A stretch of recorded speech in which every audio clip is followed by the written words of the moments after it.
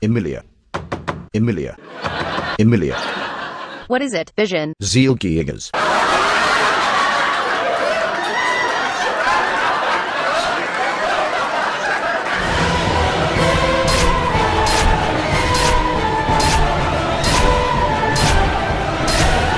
What's the deal with rituals? I'll tell you. Back during the early days of Yu-Gi-Oh!, while the game was a directionless jumble of contrived ideas, or at least more than it is right now, there were only two alternate summoning mechanics you could base your deck around: fusions and rituals. What I imagine to have been Konami's idea of balancing inherently special summonable beaters was to enforce a sort of equivalency in conditions. While fusion monsters required two or more very specific main deck materials along with a specific spell card, they were at least firmly planted in the so-then-called fusion deck and didn't clog up your hand. Rituals, however, required one very specific monster, one very specific spell card, both of which were completely useless in your hand without appropriate targets, and usually two or more monsters as tribute, the trade-away being that they didn't have to be any specific monsters. Initially, neither of these mechanics saw competitive relevance due to, well, being completely fucking terrible, but over time Konami gave a lot of love to fusions both in terms of generic support and archetypes based around it, while aside from some occasional decent output, rituals remained the weird kid in the back of the class, until 2012, when the weird kid removed his power limiter, started calling himself Gishki, and went about hand looping and FTKing people left and right. That is, until Konami was forced to intervene and break his kneecaps in the form of limiting two of their best monsters. While Gishkis may have taught Konami a valuable lesson about non-once per turn effects, they also influenced future design of ritual cards in a multitude of ways, so we'll be checking out what exactly made them tick.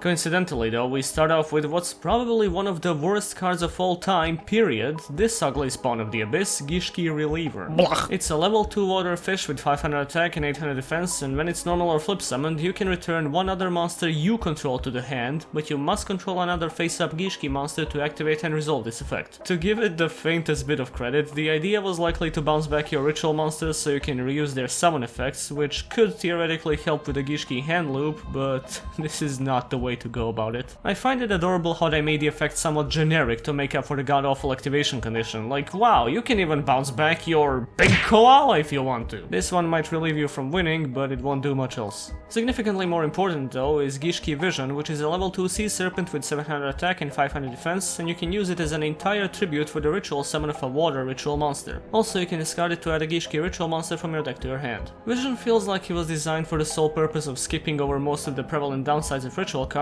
that being high tribute materials and low searchability. Along with Gishki Shadow, which is a level 4 with 1200 attack and 1000 defense and has the exact same effects as Vision except it searches Gishki ritual spells instead of monsters, the archetype essentially has no need for third-party support such as Manju, which is by itself a huge upside, although incantations are still heavily recommended. Needless to say, you most often want to run 3 of these, just keep Gishki Vision away from Tana's Dragon. Their last super important main deck monster is Gishki Abyss. When it's summoned, you can add one Gishki monster with 1000 or less defense from your deck to your hand. It's a bit of a specific method of searching, but it's perfectly serviceable given that it fetches you Vision and Shadow, as well as their currently best ritual monster. Once again, it's perfectly simple consistency boosting, so you should always run 3. Their last level 2 and the first anime boy of the archetype is Gishki Vanity, with 1000 attack and 800 defense, and during your main phase, you can discard it to prevent your opponent from activating spells, traps or card effects when a Gishki monster is ritual summoned, and in response to the activation of Gishki ritual spell cards. It's an interesting stun effect, and it could potentially prevent a lot of disruption depending on the format, but you usually want to devote as many resources as you can to enabling your ritual plays instead of going into a slight minus to potentially secure a safe summon. If anything, it's a decent side card. For their only level 3, there is the extraordinarily weird and unique Gishki Diviner. He's got 1200 attack and 800 defense, and once per turn, you can declare one card name, reveal the top card of your deck, and if it's a declared card, add it to your hand, otherwise return it to the top of the deck. Other than playing into the bizarre and rightfully underrepresented divination gimmick the archetype decided to attach to itself like a voluntary tumor, Diviner also happens to be one of the few cards in existence that synergizes with Convulsion of Nature. Not to say that it's a viable strategy or anything, it's just worth pointing out that the only relevant usage of this card is in a horrible gimmick build that focuses on turning your deck upside down. That's about it for Diviner. Maybe it could give you some draw power if you perfume spray all your cards before playing so that you know exactly which one is which, but this technique is not known to function properly outside of of anime fantasy land. The first Gishki level 4 monster is Gishki Ariel. Under the sea. She's got 1000 attack, 1800 defense, and her flip effect lets you add a Gishki monster from your deck to your hand. It's a flip monster in an archetype that has absolutely nothing to do with flip effects, which is honestly peak hidden arsenal, but I can't really diss it for being a product of its time. Yeah, imagine, back then people used to set monsters face down with a purpose. What about crawlers? What about crawlers? Anyway, don't run Ariel. Next up is this Sasuke recolor, Gishki Avance. He's got 1500 attack and 800 defense, and once per turn, he lets you place one Gishki monster from your deck on the top of your deck. He's whatever. Again, it's a card promoting the divination gimmick, except it's a little more competent than Diviner in that regard due to synergizing a bit more with some other important cards. Still, that doesn't mean in the slightest that you should consider running him now. Back to whatever obscure Tales game you crawled out from. After that, we got the only Gishki Beast monster, Gishki Beast. You know, like Ally of Justice spellcaster. He's got 1500 attack and 1300 defense, and when it's normal summoned, you can special summon one level 4 or lower Gishki monster from your graveyard in face-up defense position. This one's good due to giving you some rank 4 comeback options, which the deck can afford to make due to not occupying the extra monster zone very often, and it can also potentially serve to provide ritual material, even though it's used for this purpose a lot less often. In addition to this, it re-triggers Abyss, so if you run one, or absolutely none, it's certainly better than Piss. Why did I do that? Next up, we're diving right back into the weird territory with Gishki Amelia, a level 4 spirit monster. Oh, the joy. She's got 1600 attack and 800 defense, cannot be special summoned, and returns to the hand at the end of the turn like most other spirit monsters. When this card is normal summoned or flip face up, you can negate all face up trap card effects on the field, but you must control another Gishki monster to activate and resolve this effect. I don't know, man. Maybe the guy who came up with this one had a bad grudge against his friend who would play 3 fairy box in every deck. I'm saying that because I genuinely can't think of any continuous traps that were ravaging the meta when this card was released. It's not like Imperial Order wasn't banned 8 years prior. Return to the hand, more like return to the trash. Gishki Marker makes my frenzy meter spike up from looking at it, and it's got 1600 attack and 1200 defense, and when it's summoned you can add one Gishki ritual monster or ritual spell card from your graveyard to your hand. This used to be a decent one-off, but it's essentially outclassed by the incantation engine by now. These guys do wonders for any ritual deck which may struggle with consistency or recovery, and the ability to retrieve your rituals while getting more materials and not even wasting your normal summon is preferable to the way Marker works. Going back to the celebrated divination gimmick, we have Gishki Mollusk. Mollusk, you say? He's got 1700 attack and 900 defense, and when he's sent to the graveyard by a card effect, you can look at the top 3 cards of your deck and return them to the top or the bottom of the deck in any order. We've come a long way since Yado Karu, but I think I still prefer the way it's said, in any order you desire. Mollusk can make for a cute combo when used as a material for some of the ritual monsters, but it's not substantial enough to matter. If you're already balls deep into the ritual summoning process, the first card you draw probably isn't any worse than the second or third. You don't really have space for monsters that don't give you immediate benefits at this point. A similar but a lot more insulting example would be Gishki Noelia, a spellcaster with 1700 attack and 1000 defense, and when she's normal summoned, you can excavate the top 5 cards of your deck, send any ritual spells and Gishki monsters among them to the graveyard, and return the rest to the bottom of the deck in any order. In any archetype focusing on extensive graveyard setup, this would be a godsend, but in Gishki's this is a very handy way to rip your potential plays apart for no reason. The idea was most likely to skim through your deck for potential targets for salvage or the few Gishki cards that offer recovery, but the deck is consistent enough to not need a setup tool as ridiculous as this one. Unless you're really into old evil moms violently stomping on your deck, I wouldn't recommend this one. Completely out of left field, once again, we have a Spirit Monster! Gishki Natalia has 1800 attack and 900 defense, and besides the usual spirit effects, when she's normal summoned, you can return one Gishki monster from your graveyard to the top of your deck. Besides lore reasons, I imagine the 2 spirit monsters of this archetype were given that property due to being spirited away from relevance, as it were. At this point, I don't think I need to elaborate why wasting a normal summon on slightly refreshing the top of your deck solely for the sake of adhering to a gimmick is a bad idea, so I'm just gonna move on to their last main deck monster. Well, not the last main deck monster, but their last non-ritual, non-Xyz monster. Why do standard main deck effect monsters not have a name designation yet? I feel like it's a bit overdue, so I suggest that due to the color of their frame, we start referring to them as Pringles. Their last Pringle is Gishki Chain, a level 4 with 1800 attack and 1000 defense, and when it's normal summoned, you can look at the top 3 cards of your deck, reveal one ritual monster or ritual spell among them, add it to your hand, and return the other cards to the top of your deck in any order. It's a more serviceable variation of Mollusk and Noelia, but as it stands, those cards are already inferior versions of existing searchers, and are only present for the purpose of adhering to a gimmicky playstyle, which results in their effects being more optimal than the ones of said searchers once every 250 duels. The most commendable aspect of this card is that lore-wise, its fusion with a random Laval monster resulted in the creation of Laval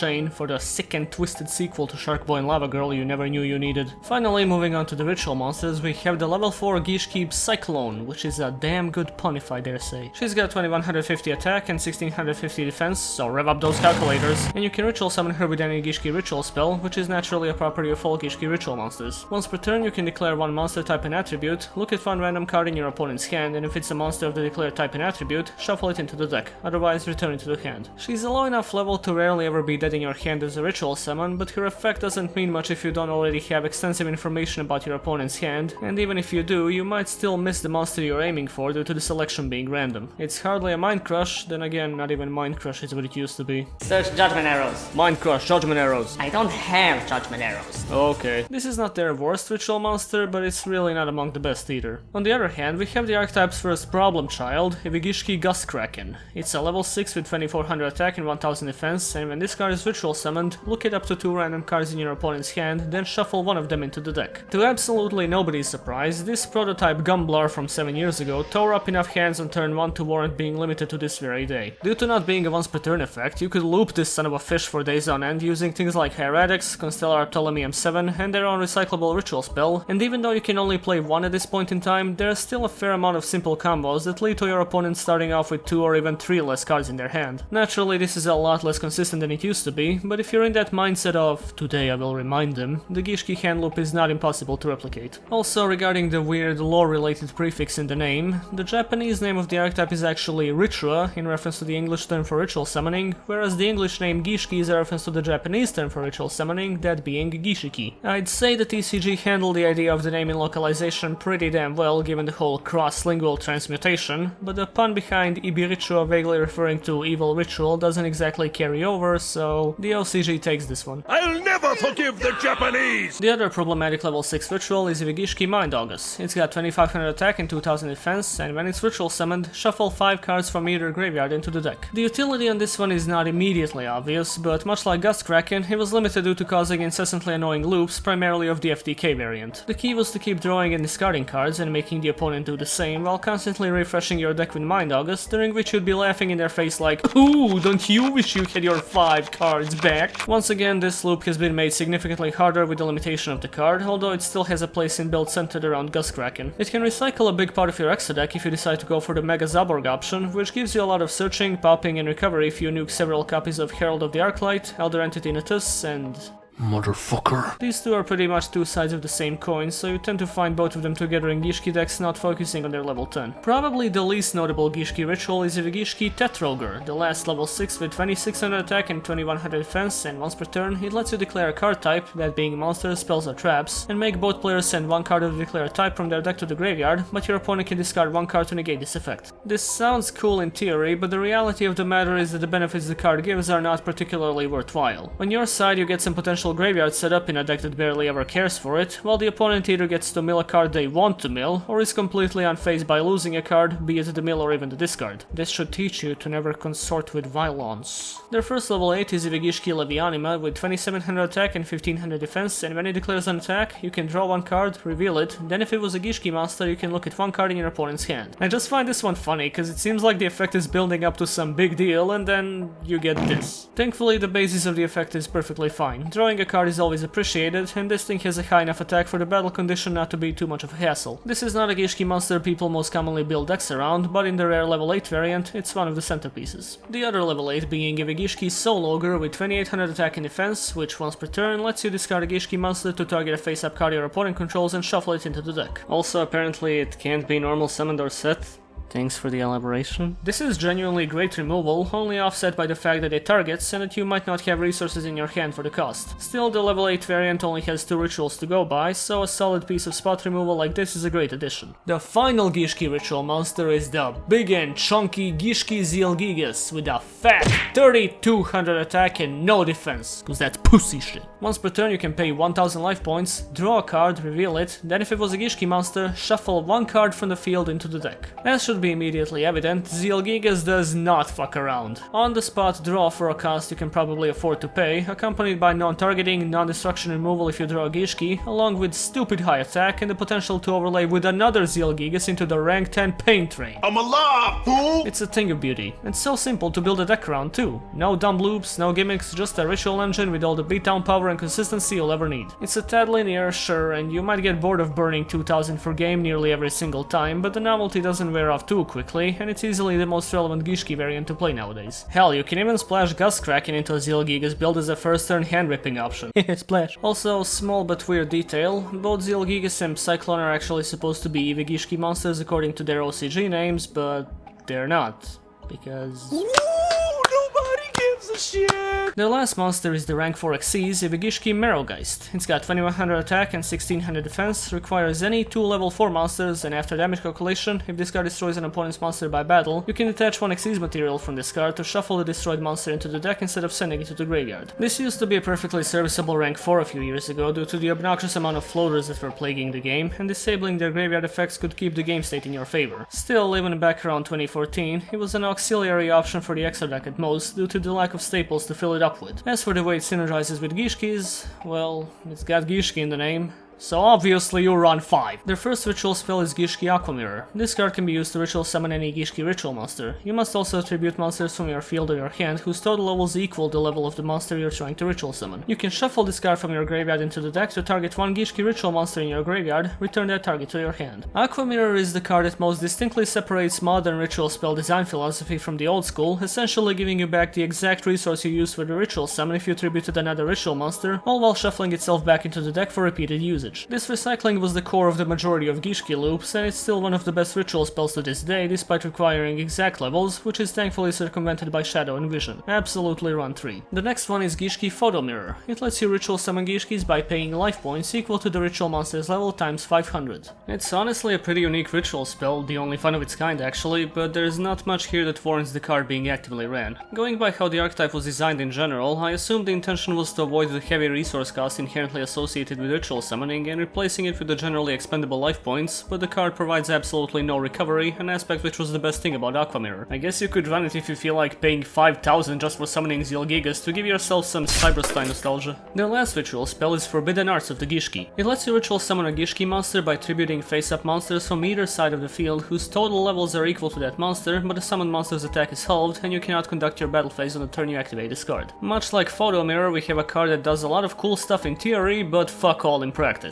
On all accounts, a super poly for rituals sounds amazing regardless of the attack halving and battle phase prevention, but not only did this card see zero competitive play when it was released due to the insane pain in the ass of arranging exact monster levels with the opponent, but it's basically useless nowadays due to boards being mainly populated by things that don't even have levels. Also no recovery, leading to Aqua Mirror not only being the best Gishki ritual spell, but essentially treated as the only one. Their last spell would be Contact with the Aqua Mirror, which one effect you can activate if you control a water monster, and if it's a ritual water monster, you can activate both of these effects. Look at all set cards in your opponent's spell and trap card zones, and look at the top 2 cards of either player's deck and return them to the top in any order. The same thing I said about all the other mediocre divination based cards applies to this one. Cute concept, not worth playing. The only contact you should be making with the Aqua Mirror is searching and activating it. They should hire me for marketing for this shit. For their first trap card there's Aqua Mirror Illusion, showing off Noelia getting her Mother of the Year award, and it lets you special summon a Gishki monster from your hand, but it cannot attack and is returned to the hand during the end phase. Brute forcing a ritual monster onto the field may be a solid idea in terms of adapting the archetype's lore into a card, but the playability is not commendable. The most you'll be able to pull off with this card that you can't do with the Gishki spells is dropping a Gigas as a shield from an opponent's attack during that turn, but at that point you might as well be using Magic Cylinder. And no, this doesn't trigger the effect of Gust Kraken for that extra pinch of uselessness. Aqua Mirror Meditation lets you reveal one ritual spell card in your hand to add 2 Gishki monsters from your graveyard to your hand. It's okay, nothing too special, it's a little bit of play in competitive variants during slower formats, but there's not much reason to run it nowadays. The last Gishki card is barely a Gishki card, but I'm looking over it for the sake of completion, and that is Aqua Mirror's Cycle. Target one water monster you control and 2 water monsters in your graveyard, shuffle the first target into the deck, and if you do, add the second targets to your hand. It's a more generic meditation at a higher cost. Mermails used to play it on occasion, but it's nothing worth writing home about. Man, they're really not letting me finish off with a bang. I mean, you start with this complete garbage from the Mariana's Trench and you end up on cards I can say are boring at most. I mean, I know not every archetype deserves a climatic shower of shit on the level of Divine Neos, but give me something to work with, goddamn. Finally, let's pull up the scales. Gishkis don't tend to struggle that much with consistency due to the amount of generic and archetypal searching ability in the deck. Occasionally you might open up with less than optimal materials or the wrong set of incantations, and you need to make some compromises for potentially more explosive plays such as the Mega Zaborg Self-Nuke, but aside from that, the archetype has a decent core in this regard. The level 10 variant has a boss monster that draws cards, and the level 8 build also has one in addition to having access to trade-in. It's somewhere between 3 and 4, but I'm feeling generous today. The power output of Gishkis can be described as a glass cannon. You either go in super hard with multiple Zealgi people, and you finish off with Gustav Max, or you essentially have no decent damage on board to speak of. The level 8 variant also has tolerable damage values, but it essentially has the same idea and implication as the level 10 build, only worse. The power exists, just not all across the board. The recovery potential is extensively reliant on outside support such as salvage, which still functions primarily as a play extender as opposed to, well, salvaging the game state after you get demolished, so while coming back from a beatdown is possible, you most often spend your recovery related cards on setting up a field in the first place. Protection is basically non-existent. Vanity is the closest thing the archetype has to it, but it's not worth going out of your way to run. The versatility department is interesting. The archetype's most competent method of tearing the opponent down is doing direct spinning from the field without targeting, which is one of the strongest forms of removal in the game. Aside from that, the level 6 variant can occasionally provide some decent hand looping even after taking a huge hit all those years back, and the unpopular level 8 variant at least has a decent basis in Soul Ogre's removal effect. These don't tend to synergize with each other particularly well, and aside from using Vision and Shadow in Necros builds after Shuri'd got banned, Gishkis aren't very splashable either, but there's still a decent variety of ways you can go about building the deck, and unless you get heavily interrupted, not much can stand against getting shuffled into the deck. Here's a Zeal Gigas oriented deck, using incantations and extra foolish burial as play enablers, as well as Mega Zaborg and everything in the extra deck that goes along with it as a personal choice. It's essentially a Gishki deck skeleton, since different variants would just have to replace the main deck ritual monsters and adjust the XCs in the extra deck accordingly. And that's about it for Gishkis, I guess. Their time in the spotlight was short, but it left a significant mark on the game, easing us into the era of hard once per turn effects and shaping the basis of ritual archetype design for the future. While the strong emphasis on searching and easy recycling remained a signature aspect of archetypes such as Necros and Cyber Angels, this specific summoning mechanic continued to evolve in different subtle ways such as hand trap effects and various cast methods. In the end, Gishkis remain a fun archetype to take for a spin every now and then, generally unaffected by the progression of game mechanics and having some of the coolest art in the game. So long, and thanks for all the gish. Okay, so let's walk through this step by step. Your Machine King is doing what? Okay, have you tried flipping it face down and back up again? Ma'am, please don't get mad at me. I don't even know what a computer is. What we're gonna have to do is put you on a repair payment plan. It'll just be 10 payments of... Oh, she hung up. Just another day on the job. Morning, short shit. You get me those reports? Don't call me that. The reports, you fucking Kinder Egg. I physically can't hold a pencil. Or papers. That's great. I'm gonna find whoever let you into this office and trample them to death. Welcome to tech support. What is the nature of your... Oh, Archfiends. Alright, have you tried using chess Archfiends? I think you've got the wrong game. Maybe... Alright, you're gonna have to talk to my supervisor. Hang on. Wait, I'm in an office?